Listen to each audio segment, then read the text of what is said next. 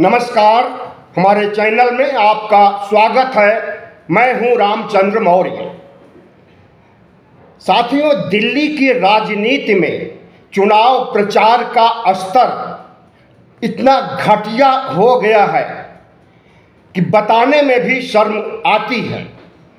Bharatiya Janata party आम आदमी party को जिस रूप में चिन्हित कर रही है उससे घृणा होती है और आम आदमी पार्टी भारतीय जनता पार्टी को जिस तरह से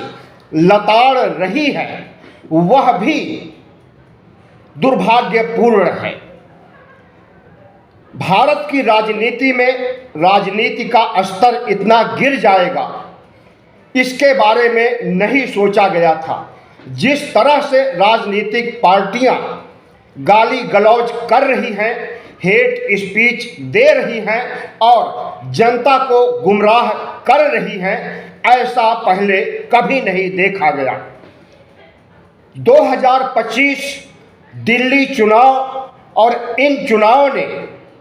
मर्यादा को तार तार करने की सारी सीमाएं दोनों पार्टियां लांघ चुकी हैं। आम आदमी पार्टी ने आज एक पोस्टर जारी किया जिसमें लिखा हुआ है, दिल्ली का सीएम कौन, केजरीवाल या गाली गलौज पार्टी। इसी तरह से भारतीय जनता पार्टी कह रही है कि आम आदमी पार्टी तो आदमियों की पार्टी है, औरतों की पार्टी नहीं है। आम औरत पार्टी नहीं है या आम आदमी औरत पार्टी नहीं है, तो सिर्फ आदमी यानी पुरुष ही वोट दे, औरतें आम आदमी पार्टी को वोट न दें। तार्किक रूप से यह सही हो सकता है, लेकिन पार्टी के नाम के आधार पर वोट देना और वोट हासिल करना किस संविधान में लिखा हुआ है? जिस तरह की हेट स्पीच सुनने में आ रही है, जिस तरह से गाली गलौज हो रहा है। अभी एक डिबेट मैं देख रहा था न्यूज़ 24 पर, तो उसमें राधिका खेड़ा जो भारतीय जनता पार्टी की प्रवक्ता हैं, उन्होंने कहा अरविंद केजरीवाल गीदड़ है। जब कोई गीदड़ शेर का मुखौटा लगा करके सामने आता है और अपने को शेर नहीं साबित कर पाता है तो वह गीदड़ ही माना जाता है। इसलिए अरविंद केजरीवाल जो शेर बनना चाहता था वह शेर नहीं बन सका, इसलिए वह गीदड़ है। प्रवेश वर्मा जो कि नई दिल्ली सीट से चुनाव लड़ रहे हैं, जिनके खिलाफ आम आदमी पार्टी के संयोजक अरविंद केजरीवाल चुनाव लड़ रहे हैं और कांग्रेस से संदीप दीक्षित चुनाव लड़ रहे हैं, तो भारतीय जनता पार्टी के प्रत्याशी प्रवेश वर्मा ने कहा कि अरविंद केजरीवाल नहीं, फर्जीवाल। और इसके पहले अरविंद केजरीवाल को सोशल मीडिया पर तमाम भाषणों में, सभा सम्मेलनों में खुजलीवाल के नाम से संबोधित किया जाता था और इन चुनावों में भी केजरीवाल को सियार, गीदड़, लोमड़ी, कुत्ता, खुजलीवाल, फर्जीवाल कहा जा रहा है। दरअसल भारतीय जनता पार्टी बौखलाई हुई है क्योंकि उसे अपनी हार दिखाई दे रही। भारतीय जनता पार्टी जिन फार्मूलों से हरियाणा और महाराष्ट्र में चुनाव जीती थी वह फार्मूले यहाँ काम नहीं आ रहे हैं। जिस तरह से वोटर लिस्ट में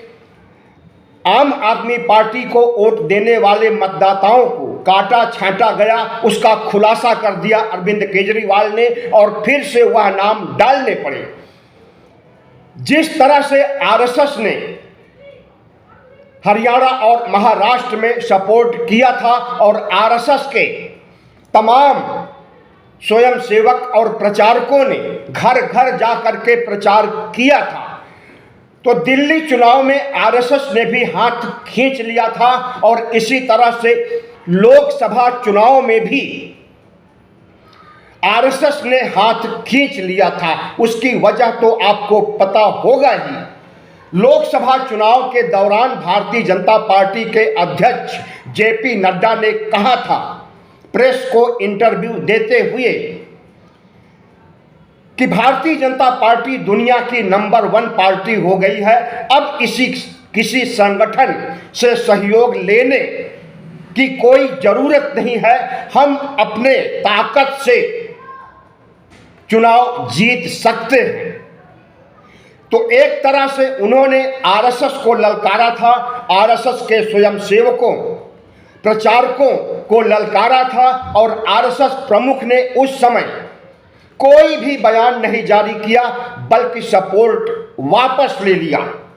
जिन प्रचारकों स्वयंसेवकों को भेजा गया था देश भर में चुनाव प्रचार करने के लिए, घर घर जाकर के नरेंद्र मोदी का गुणगान करने के लिए, उन्हें आरएसएस ने वापस बुला लिया था। और फिर संविधान का मुद्दा इतना गर्मा गया कि भारतीय जनता पार्टी बैसाखियों पर आ गई और उसे सिर्फ 240 सीटें मिल पाई। आपको पता ही है कि जो सरकार बैसाखियों पर टिकी होती है वह कब गिर जाए, कब उसके दिन पूरे हो जाए, कब दोनों बैसाखियां समर्थन वापस ले ले, कुछ नहीं कहा जा सकता है। बैसाखियों पर चली पिछली सरकारों से सबक लिया जा सकता है और समझा जा सकता है कि बैसाखियों पर आने के बाद या तो राष्ट्रपति के हाथ में सत्ता चली जाती है या फिर सरकार गिर जाती है और मध्यावधि चुनाव होते हैं। कमोबेश वही हालात फिर से दिखाई दे रहे हैं कि मध्यावधि चुनाव होने वाले हैं, क्योंकि नीतीश कुमार जो कि एक प्रमुख बैसाखी हैं, उन्हें जिस तरह से नाराज किया है भारतीय जनता पार्टी के शीर्ष नेतृत्व ने, उसकी वजह से वह कोप भवन में चले गए हैं और कोई भी कम्युनिकेशन भारतीय जनता पार्टी के शीर्ष नेताओं से नहीं हो रहा। अमित शाह पटना जाने वाले थे लेकिन उन्होंने अपना प्लान कैंसिल कर दिया जाने का, क्योंकि नीतीश कुमार ने स्पष्ट रूप से कह दिया कि आपने दिल्ली में हमसे मिलने के लिए मना किया था, प्रधानमंत्री ने हमसे मिलने के लिए मना किया था, यहाँ तक कि जेपी नड्डा ने भी हमसे मिलने के लिए मना किया था, तो हम भी आपसे पटना में नहीं मिल सकते हैं। उनके तल्ख तेवर को देखते हुए अमित शाह ने पटना जाने का प्लान कैंसिल कर दिया। उसके बाद से अनुमान लगाया जा रहा कि जिस तरह से नीतीश कुमार राज्यपाल से मुलाकात कर रहे हैं, अपनी पार्टी और एनडीए गठबंधन के नेताओं से संपर्क कर रहे हैं, नायडू से संपर्क कर रहे हैं और जितने भी घटक दल हैं उनसे संपर्क कर रहे हैं। तो संपर्क करने का क्या मतलब है? सीधा सा मतलब है कि वह नरेंद्र मोदी और शाह से बुरी तरह से नाराज हैं और उनकी सरकार को गिराने के लिए काम कर रहे हैं। दिल्ली में जिस तरह से चुनाव आयोग ने आचार संहिता जारी किया और 5 फरवरी को चुनाव और 8 फरवरी को मतदान की गिनती, वोटों की गिनती का काम किया जाएगा और उसके बाद किसी भी दिन किसी भी पार्टी की जो जीतेगी सरकार बनाएगी। उसी जीत के लिए भारतीय जनता पार्टी पूरी ताकत लगा रही है। साम दाम दंड भेद झूठ जुमले गालियां फप्तियां दे करके दिल्ली की जनता को गुमराह किया जा रहा है। कांग्रेस और आम आदमी पार्टी ने अपना मुद्दा घोषित कर दिया है। आम आदमी पार्टी को ज़्यादा मशक्कत नहीं करनी पड़ी, क्योंकि उसकी लाभकारी योजनाएं दिल्ली के मतदाताओं को पता है। लेकिन जो नई योजनाएं लेकर के महिला सम्मान योजना आतिशी और अरविंद केजरीवाल आए हैं, उसके बारे में जानकारी दे दी गई है। लेकिन भारतीय जनता पार्टी ने अभी अपने फ्रीबीज के बारे में पत्ते नहीं खोले हैं और वह कितना दिल्ली के महिलाओं को, पुरुषों को, बच्चों को, बेरोजगारों को किस रूप में सहायता करेंगे अभी भारतीय जनता पार्टी ने स्पष्ट नहीं किया है। यहाँ तक कि मुख्यमंत्री का चेहरा भी नहीं घोषित किया है। स्टार प्रचारक के रूप में प्रधानमंत्री नरेंद्र मोदी और अमित शाह चुनाव प्रचार कर रहे हैं, लेकिन दिल्ली की 1.5 करोड़ जनता को यह नहीं पता है कि अगर भारतीय जनता पार्टी जीतेगी तो कौन मुख्यमंत्री बनेगा। और हमें लगता है कि 8 फरवरी तक पता चलेगा भी नहीं। अगर 8 फरवरी को मतदान गणना के बाद भारतीय जनता पार्टी जीतेगी तब बैठक करेगी और तब घोषित करेगी कि उसका मुख्यमंत्री चेहरा कौन होगा, उसके पहले कतई नहीं। जबकि अरविंद केजरीवाल ने जेल से आने के बाद ही घोषणा कर दिया कि हम जनता के बीच जा रहे हैं और अगर जनता हमें भ्रष्टाचारी समझती है तो हमें एक भी वोट न दी, और अगर हमें भ्रष्टाचारी नहीं समझती है, निर्दोष समझती है, तो हमें फिर से उसी तरह से आशीर्वाद दे जिस तरह से 2015 और 20 में दिया था। लगभग 3 महीने से अरविंद केजरीवाल चुनाव प्रचार में जा रहे हैं, रोड शो कर रहे हैं, सभा सम्मेलन कर रहे हैं, जनसंपर्क कर रहे हैं। इसलिए भारतीय जनता पार्टी और बौखला गई है कि इतना लंबा चुनाव प्रचार अगर किसी ने किया, और भारतीय जनता पार्टी को यह भी लग रहा है कि झारखंड का चुनाव जेल से आने के बाद हेमंत सोरेन ने किस तरह से जीता है, कहीं ऐसा ना हो कि जेल जाने या जेल भेजने के बाद अरविंद केजरीवाल जेल की सजा 5-6 महीने भुगत करके वापस आए हैं, और अगर दिल्ली की जनता उनके जेल जाने की वजह से कुपित हो जाती है, नाराज हो जाती है और हेमंत सोरेन की तरह अरविंद केजरीवाल को भी चुन लेती है, उन्हें सहानुभूति वोट मिल जाते हैं, जेल जाने की सहानुभूति का वोट,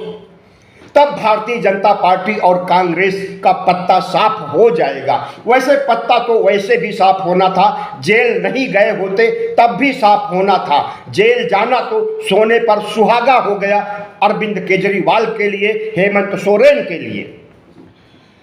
भारतीय जनता पार्टी को लग रहा है कि अब वह मुद्दों के आधार पर चुनाव नहीं जीत सकती है। अगर भारतीय जनता पार्टी को जीतना है तो उसे अरविंद केजरीवाल से बड़ी लकीर खींचनी पड़ेगी, और उस बड़ी लकीर में उसे घोषणा करना पड़ेगा अपने संकल्प पत्र में कि जो सुविधाएं अरविंद केजरीवाल दे रहे हैं, स्वास्थ्य की, शिक्षा की, फ्री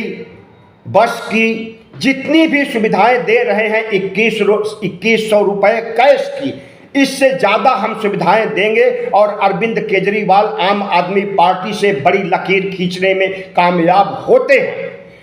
तब भारतीय जनता पार्टी की जीत के बारे में सोचा जा सकता है और दिल्ली के मतदाता वोट दे सकते हैं। जिस तरह से धुंध में रख दिया है, अंधेरे में रखे हुए हैं दिल्ली की जनता को, और अपने मुद्दे के बारे में कुछ स्पष्ट नहीं कर रहे हैं। चुनाव के बाद दिल्ली की जनता को क्या फायदा पहुंचाएंगे इसका ऐलान नहीं कर रहे हैं।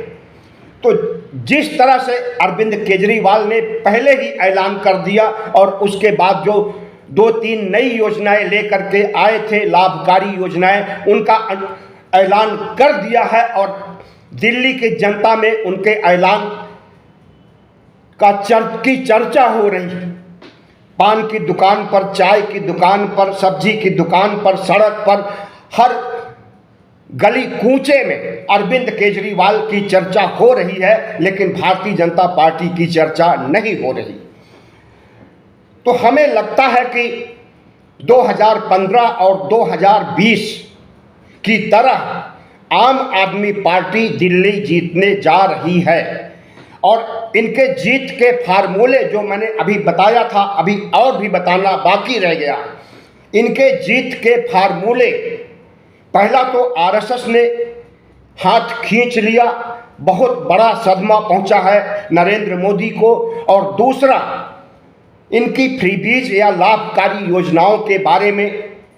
दिल्ली की जनता को पता नहीं है, और तीसरा जिस तरह से गाली गलौज कर रहे हैं, अरविंद केजरीवाल को गालियां दे रहे हैं, तो उससे मतदाता नाराज हो रहे हैं।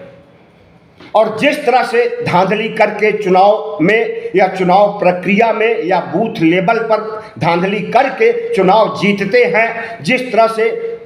वोटरों के नाम काट देते हैं, फर्जी वोटरों के नाम जोड़ देते हैं, उसका पर्दाफाश अरविंद केजरीवाल ने बहुत पहले कर दिया और चुनाव आयोग को हिदायत दे दिया सार्वजनिक सभा में कि अगर ऐसा यहाँ करोगे तो हम सुप्रीम कोर्ट पहुंच जाएंगे।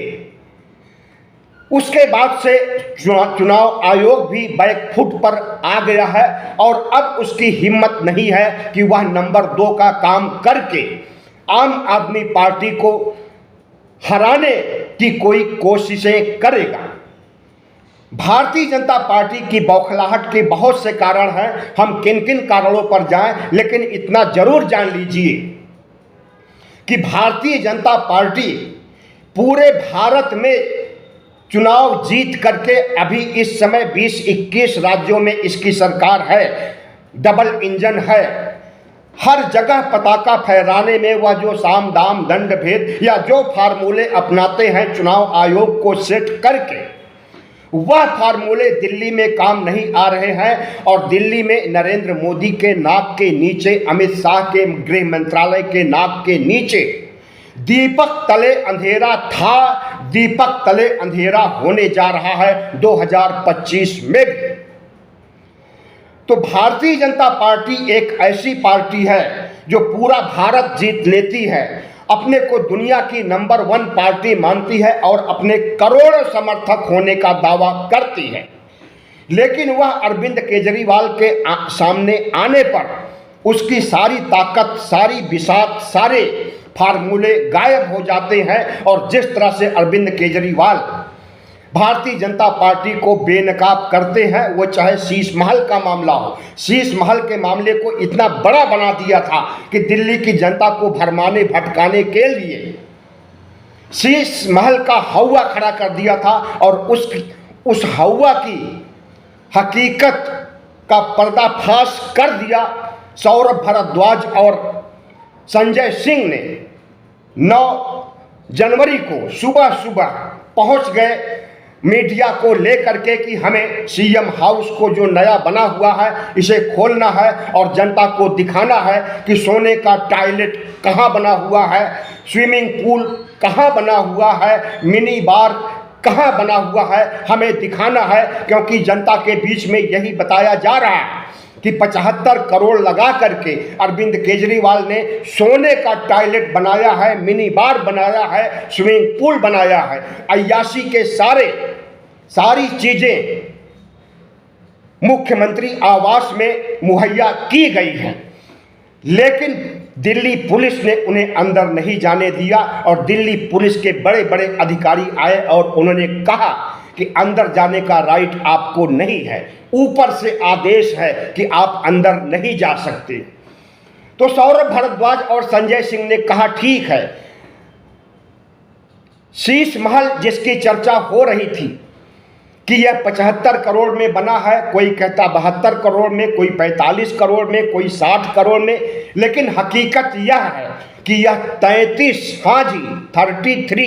करोड़ में बना है और यह मुख्यमंत्री का निजी आवास नहीं है, यह सरकारी आवास है। और सरकारी आवास उस समय अरविंद केजरीवाल को खाली पड़ेगा जब वह हार जाएंगे और मुख्यमंत्री नहीं रहेंगे। तो सरकारी मकान को बनाने के लिए जो पैसे खर्च किए उसको ले करके जितना बड़ा हौवा खड़ा कर दिया था उसकी पोल खोल दिया सौरभ भारद्वाज और संजय सिंह ने, और वह लोग प्रधानमंत्री आवास की तरफ आगे बढ़ गए। और प्रधानमंत्री नरेंद्र मोदी का आवास वह भी सरकारी आवास है, 27,000 करोड़ रुपए का बन रहा है। तो सौरभ भारद्वाज ने तंज कसते हुए कहा कि मुख्यमंत्री अरविंद केजरीवाल, पूर्व मुख्यमंत्री कह सकते हैं, अरविंद केजरीवाल के बनाए हुए शीश महल में तो सोने की टॉयलेट और मिनी बार और स्विमिंग पूल नहीं मिल सका। हो सकता है कि प्रधानमंत्री के बन रहे आवास में ये सारी चीजें हो और मीडिया को इसे दिखाना चाहिए, लेकिन प्रधानमंत्री कार्यालय के द्वारा और पुलिस बल के द्वारा उन्हें प्रधानमंत्री आवास में जो निर्माणाधीन है प्रवेश नहीं करने दिया गया। तो भारतीय जनता पार्टी के तमाम झूठ फरेब और चुनाव आयोग की धांधली सबको एक्सपोज कर दिया है। और हमें लगता है कि अब भारतीय जनता पार्टी किसी भी रूप में चुनाव नहीं जीत पाएगी, क्योंकि हर जगह अरविंद केजरीवाल ने बारीक नज़र रखी हुई है, बूथ लेवल पर भी नज़र रखी हुई है। चुनाव के दिन हमें लगता है कि आम आदमी पार्टी के सारे कार्यकर्ता आंखें खुली रखे रहेंगे और सीसीटीवी के जरिए हर मतदान केंद्रों की निगरानी करेंगे और आम भारतीय जनता पार्टी को धांधली नहीं करने देंगे। और जिस तरह से मैंने बताया कि आरएसएस ने भी हाथ खींच लिया है और चुनाव आयोग भी अब गड़बड़ी नहीं कर सकता है, क्योंकि जो वोटर लिस्ट बनाने में धांधली की जाती थी उस धांधली का पर्दाफाश अरविंद केजरीवाल ने कर दिया है। तो अब देखना है कि लगभग 25 दिन और रह गए हैं चुनाव होने के लिए, 5 फरवरी आने के लिए। इन 25 दिनों में क्या स्थिति होती है और राजनीति का स्तर कितना और गिरता है और कितनी और गालियां फप्तियां दी जाती हैं एक पार्टी को दूसरी पार्टी के लिए, सब कुछ सामने आएगा। और यह भी सामने आएगा कि दिल्ली जो भारत की राजधानी है, जो कि केजरीवाल ने इसे दिल्ली मॉडल के नाम से बनाया, दिल्ली के लोगों को लाभकारी योजनाएं दे करके, वह दिल्ली मॉडल चलेगा या फिर भारतीय जनता पार्टी के डबल इंजन में सब शामिल हो करके दिल्ली भी गुजरात, राजस्थान, मध्य प्रदेश की तरह एक आम राज्य रह जाएगा। वीडियो अच्छा लगा हो तो ज़रूर शेयर कीजिएगा, सब्सक्राइब कीजिएगा और लाइक कीजिएगा।